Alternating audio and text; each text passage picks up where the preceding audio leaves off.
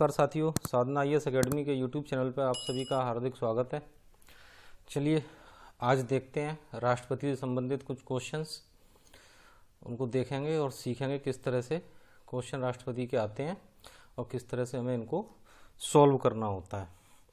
देखिए पहला क्वेश्चन है, निम्नलिखित कथनों पर विचार कीजिए। इसमें पहला ऑप्शन है कि राष्ट्रपति के चुनाव में दोनों सदनों के निर्वाचित व मनोनीत सदस्य भाग लेते हैं। अगर राष्ट्रपति का वीडियो आप लोगों ने देखा होगा तो उस हिसाब से अगर हम देखें तो इसमें ये स्टेटमेंट गलत है, क्योंकि केवल दोनों सदनों के ही नहीं, दोनों सदनों साथ साथ विधानसभा के, ठीक है ना, निर्वाचित सदस्य। तो मनोनीत यहाँ पे ये शब्द जो है ये गलत है, तो ये मनोनीत यहाँ पे नहीं आएगा, ठीक है। तो इसलिए ये स्टेटमेंट कैसा हो गया आपका, ये हो गया आपका रॉन्ग, ये स्टेटमेंट है रॉन्ग। अब दूसरा देखते हैं, संघ राज्य क्षेत्र में केवल दिल्ली विधानसभा के सदस्य भाग लेते हैं। ये भी गलत है, क्योंकि हम लोगों ने पढ़ा था दिल्ली और पौंडचेरी यानी पुदुचेरी जो नया नाम हो गया, इन दो यूटीज़ के विधानसभा के सदस्य भी भाग लेते हैं, वो भी कैसे, निर्वाचित। तो इस हिसाब से ये भी स्टेटमेंट गलत है। तो उत्तर हो जाएगा डी, ना एक सही है और ना ही दो सही है। चलिए नेक्स्ट आते हैं अब अगले क्वेश्चन पे। निम्नलिखित कथनों पर विचार कीजिए। फिर देखते हैं, राष्ट्रपति संसद द्वारा निर्धारित विशेषाधिकारों को प्राप्त करने का हकदार होता है। बिल्कुल ठीक बात है, ठीक है ना, कि राष्ट्रपति संसद द्वारा निर्धारित विशेषाधिकारों को प्राप्त करने का हकदार होता है। दूसरा, पद पर रहते हुए राष्ट्रपति के भत्तों में कटौती नहीं की जा सकती। ये भी ठीक है, ठीक है, हम लोगों ने पढ़ा भी था। तो उसका उत्तर हो जाएगा कि दोनों सही है, ए और बी, या एक और दो दोनों ठीक है। चलिए नेक्स्ट देखते हैं, किस अनुच्छेद के अनुसार संघ की कार्यपालिका शक्तियां राष्ट्रपति में निहित होती हैं। ये हम लोगों ने पढ़ा भी था। पहला ही आर्टिकल 52 कहता है कि भारत का एक राष्ट्रपति होगा, और आर्टिकल 53 में ये वाली बात कही गई है कि संघ की कार्यपालिका शक्तियां राष्ट्रपति में निहित होंगी, ठीक है। नेक्स्ट फोर्थ देखते हैं, राष्ट्रपति को अधिकार नहीं है, ठीक है, ध्यान देंगे किस ने पूछा है, नहीं है अधिकार प्रधानमंत्री की नियुक्ति का, ये तो है। देश के किसी भी भाग में आपातकाल लागू करने का, ठीक है ना, ये भी है। राज्यों के मुख्यमंत्री की नियुक्ति का ये नहीं है, ठीक है ना, ये राज्यपाल करता है। तो उत्तर क्या हो जाएगा इसका, सी, राज्यों के मुख्यमंत्री की नियुक्ति का अधिकार राष्ट्रपति को नहीं है। चलिए नेक्स्ट देखते हैं, राष्ट्रपति के निर्वाचन में राज्य का मुख्यमंत्री, राष्ट्रपति के निर्वाचन में राज्य का मुख्यमंत्री मतदान करने के लिए योग्य नहीं होगा, ठीक है। ध्यान देंगे कि राज्य का मुख्यमंत्री कब योग्य नहीं होगा। तो देखते हैं, पहला ऑप्शन है इसमें, वह राज्य विधानमंडल में उच्च सदन का सदस्य हो, वह राज्य विधानमंडल में निम्न सदन का सदस्य हो, वह स्वयं प्रत्याशी हो, या इनमें से कोई नहीं। जब राष्ट्रपति का वीडियो हम लोगों ने बनाया था तो उसमें आपको बताया था कि राष्ट्रपति का जो निर्वाचन होता है उसमें लोकसभा प्लस राज्यसभा और राज्यों की केवल विधानसभाओं के निर्वाचित सदस्य भाग लेते हैं, ठीक है।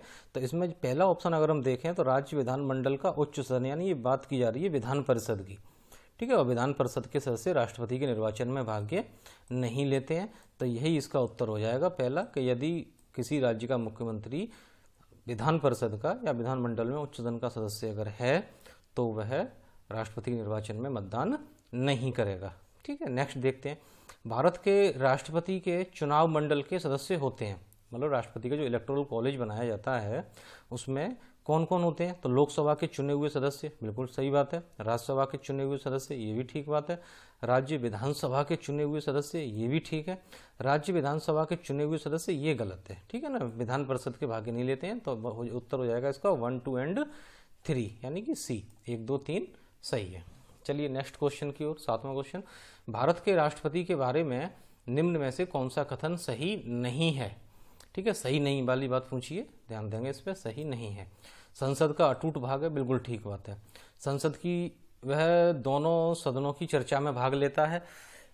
नेक्स्ट देखते हैं, फिर इसके बाद वह प्रत्येक वर्ष दोनों सदनों की संयुक्त बैठक में भाग लेता है। किन्हीं परिस्थितियों में अध्यादेश लागू करता है, बिल्कुल ठीक बात है।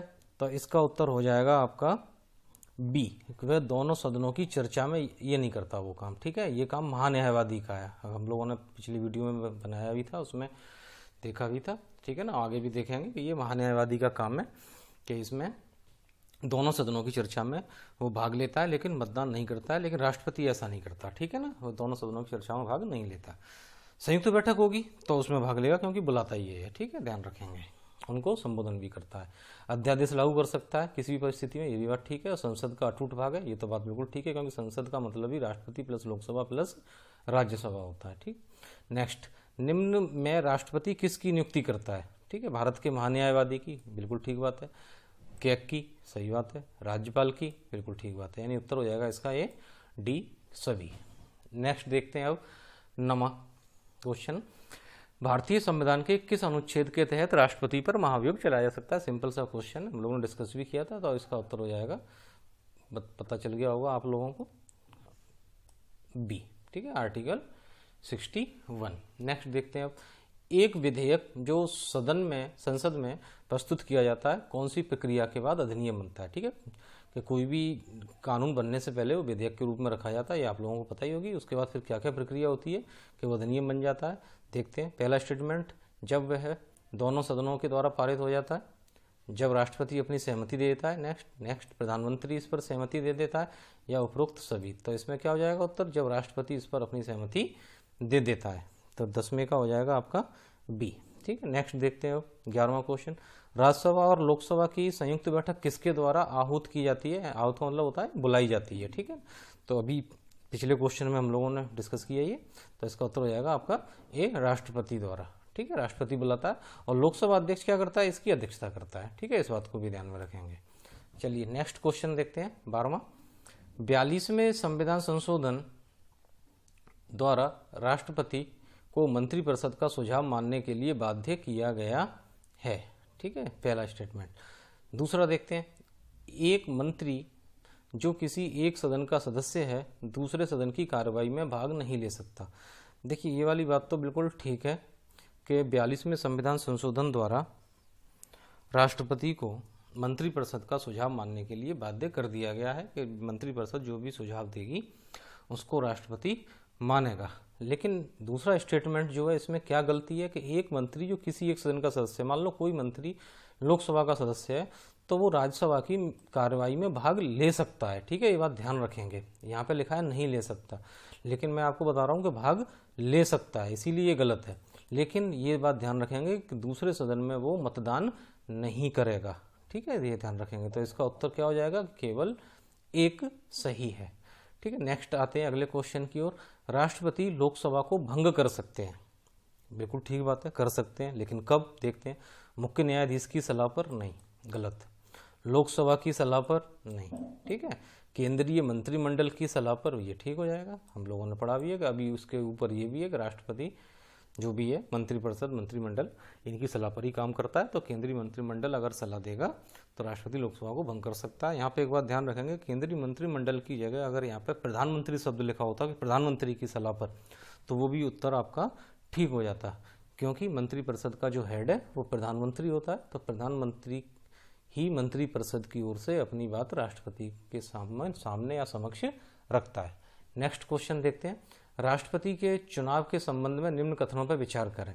राष्ट्रपति के चुनाव से संबंधित किसी भी विवाद को भारत के किसी भी न्यायालय में चुनौती नहीं दी जा सकती, ठीक है। स्टेटमेंट दिख रहा होगा आप लोगों को, गलत है। अगर नहीं ध्यान हो तो राष्ट्रपति वाला वीडियो आप दोबारा देख सकते हैं, उसमें हम लोगों ने ये स्पष्ट बताया है कि इस राष्ट्रपति और उपराष्ट्रपति के संबंधित चुनाव से लेकर अगर कोई विवाद है तो भारत के सुप्रीम कोर्ट में, ठीक है ना, किसमें, सुप्रीम कोर्ट में, एससी में जाएगा।